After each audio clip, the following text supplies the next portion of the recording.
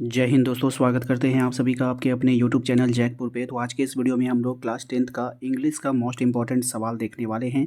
ये इसका पार्ट 2 होगा। इसके पहले भी पार्ट 1 चैनल पे अपलोड है। यदि आप लोगों ने नहीं देखा है तो उसको ज़रूर देख लीजिएगा। प्लेलिस्ट का लिंक हम डिस्क्रिप्शन में डाल देंगे, या नहीं तो वीडियो के लास्ट में भी आपको डिस्क्रिप्शन मिल जाएगा। सबसे पहले सवाल को ध्यान से देखिए। यहाँ पर कहा जा रहा है कि what did Lencho hope for, यानी लेंचो को किस बात की उम्मीद थी, आपको बतानी है। ऑप्शन है रेन का, क्वाइंस का, गोल्ड का, ब्रेड बटर का। तो राइट आंसर हो जाएगा इसका ऑप्शन नंबर ए, रेन का। यानी कि लेंचो को जो उम्मीद था वो रेन का उम्मीद था, है ना, बारिश होने का। अब अगला सवाल देखिए क्या है हमारा। Where did Lencho live, Lencho कहाँ रहता था, आपको बताना है।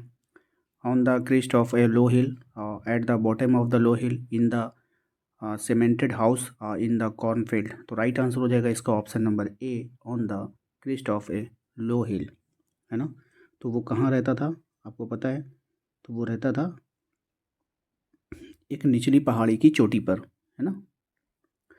नेक्स्ट सवाल देखिए क्या है हमारा। कह रहा है हमारा why did Lencho need money, Lencho को जो है मनी जो थी, पैसे की क्यों आवश्यकता पड़ी गई थी उसको। To sow his field again, to buy twice for his children, to buy a new clothes, to buy a new field. यहाँ पे देखिए ये सब नहीं होगा, ठीक है। उसको जो है अपने फील्ड को, अपने खेत को दोबारा बोने के लिए, क्या करने के लिए, बोने के लिए, क्योंकि उसका फसल नष्ट हो गया था। तो उसको बोने के लिए जो है उसको पैसे की ज़रूरत पड़ी थी। अगला सवाल देखिए क्या है हमारा। कह रहा है how much money Lencho demanded, Lencho ने कितने पैसे का डिमांड किया था। तो 100 पीसोस का। कितना किया था, 100 पीसोस का। नेक्स्ट है हमारा who is the writer of story a letter to God. तो ए लेटर टू गॉड का जो लेखक है आपको बताना है कौन होगा। रॉबर्ट फ्रस्ट है, जीएल फिंटेस है, क्या है। तो राइट आंसर हो जाएगा इसका ऑप्शन नंबर आपका सी, ठीक है, जीएल फिंटेस, ठीक है। याद रखना है इसको आप सभी को।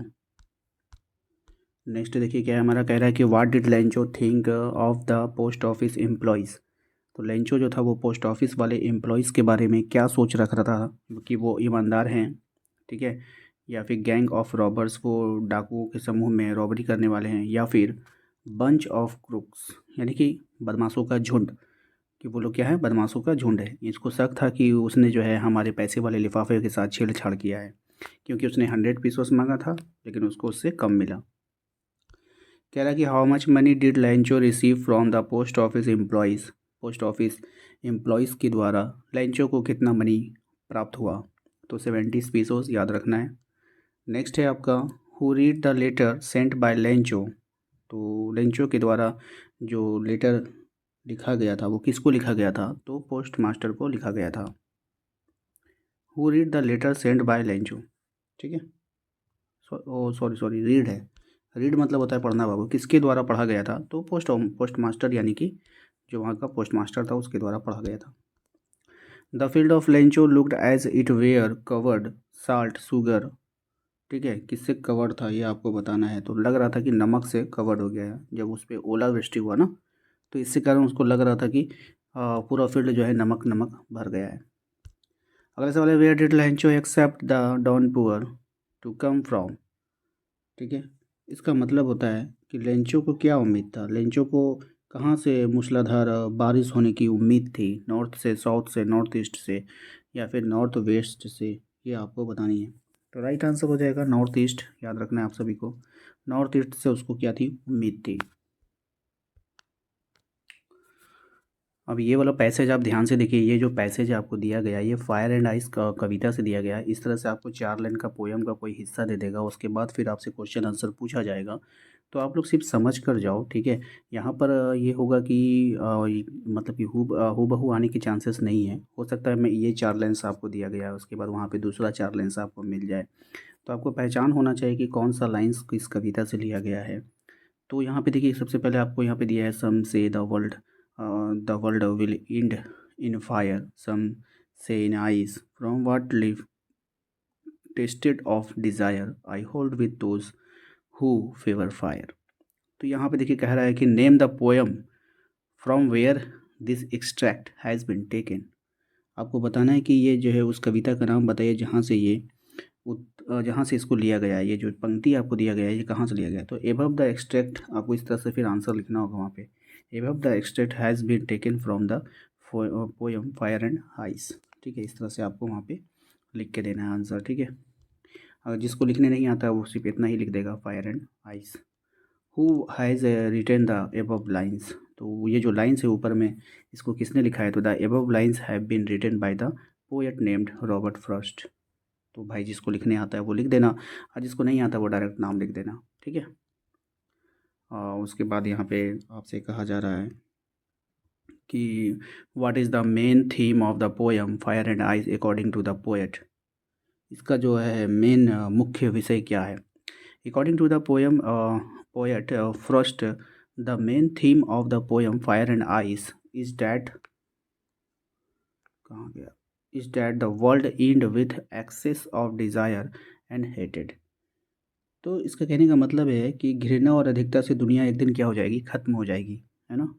यही इसको कहने का मतलब है। नेक्स्ट है आपका, कह रहा है कि according to the Robert Frost what do fire and ice. देखिए ये सब सवाल आपको उतारना नहीं है, याद भी करना नहीं है, सिर्फ आपको समझा रहे हैं। हो सकता है यहाँ से कोई ना कोई ऑब्जेक्टिव आपसे पूछ ले, क्योंकि ये सेम टू सेम सवाल आने वाला नहीं, तो सिर्फ आप इसको समझ लो कि किस तरह से सवाल को पूछा गया है और क्या करना है। ठीक है, हाँ, वो वाला जो इसके पहले लेंचो वाला जो मैंने बताया आपको, वो आप याद कर लेना। ठीक है, ये सब याद करने के लिए नहीं, ये सब सिर्फ समझने के लिए कि आप समझ कर जाओ। According to the Robert Frost what do fire and ice stand for. मतलब कह रहा है कि रॉबर्ट फ्रॉस्ट के अनुसार आग और बर्फ़ का क्या अर्थ है। ठीक है, according to Robert Frost fire stands for greed. कह रहा है कि रॉबर्ट फ्रॉस्ट के अनुसार जो फायर का अर्थ क्या होता है? लालच।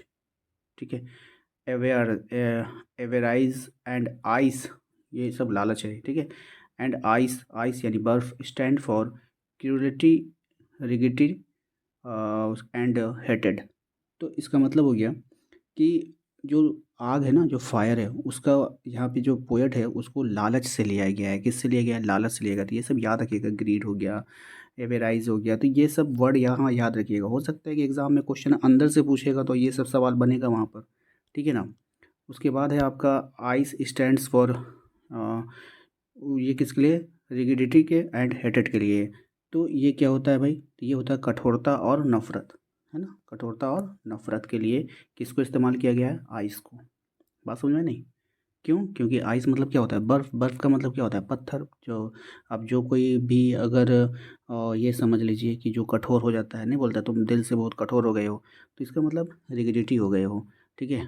तो किसी से नफ़रत करने लगता है ना?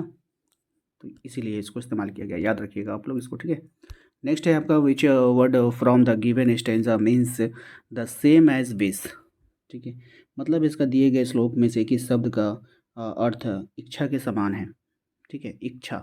तो the word desire from the given stanza means same as wish. ठीक है, मतलब दिए गए श्लोक में जो इच्छा शब्द का अर्थ इच्छा के समान है, तो ये जो डिज़ायर है, इस डिज़ायर जो है विश के समान है। ठीक है, याद रखिएगा इसको। चलिए यहाँ से कुछ एमसीक्यू है, एमसीक्यू को देख लीजिए। Who wrote the poem Fire and ice. तो इसका तो आप लोगों को पता है कौन है भाई। तो इसका जो राइट आंसर हो जाएगा वो हो जाएगा रॉबर्ट फ्रॉस्ट, है ना? कौन है? तो रॉबर्ट फ्रॉस्ट है, इसको याद रखना है आप लोगों को। अब देखिए यहाँ पर आप लोगों से क्वेश्चन पूछ ही लिया है कि what does the word fire symbol in the poem. तो फायर को कौन सिंबॉलिक है? तो डिज़ायर, डिज़ायर है ना? हाँ, कविता में अग्नि शब्द किसका प्रतीक है? तो डिज़ायर का प्रतीक है। आपको बताना है, यानी इच्छा का प्रतीक है। ठीक है, आग, आग क्या होती है? हमारी इच्छा होती है। नेक्स्ट है हमारा कि what does the ice stand for in the poem. अब आइस किस लिए का प्रतीक है? तो हेटेड के लिए, लव के लिए, पीस के लिए, डिज़ायर के लिए नहीं है, हेटेड के लिए। अभी आप लोगों ने बताया था ना मैंने। तो देखिए वहीं से जो है ना क्वेश्चन, लॉन्ग क्वेश्चन से ही वो ऑब्जेक्टिव कैसे निकालेगा आपको भी पता नहीं चलेगा। नेक्स्ट है आपका what would suffice is the world were to perish twice. ठीक है, यानी कि दुनिया दो बार नष्ट हो जाए तो क्या होगा? है ना, दुनिया अगर दो बार नष्ट हो जाए तो क्या होगा? कैसे होगा ये आपको बताना है। तो आइस बन के बर्फ़, hated both a and b दोनों। तो मुझे लगता है ये हो जाएगा आपका ए एंड बी दोनों। क्या हो जाएगा? बोथ हो जाएगा ना, ए और बी दोनों हो जाएगा। नेक्स्ट देखिए क्या है हमारा, कह रहा है कि what is the meaning of perish in the poem. कविता में नाश का क्या अर्थ होता है? ठीक है, तो पीस, लाइफ, डाई या फिर ग्रो। तो जो अगर पेरिश हो गया, किसी का नाश हो गया, नाश का मतलब क्या हो गया? वो मर गया। यानी कि डाई। उम्मीद करते हैं आप लोगों को आज का ये वीडियो पसंद आया होगा। वीडियो पसंद आया तो वीडियो को लाइक कर दीजिएगा। चैनल पे पहली बार आए तो सब्सक्राइब करके बेल आइकन को जरूर प्रेस कीजिए ताकि आने वाली हर एक वीडियो का नोटिफिकेशन आपके मोबाइल पे जाए। मिलते हैं अगले वीडियो में। Thank you.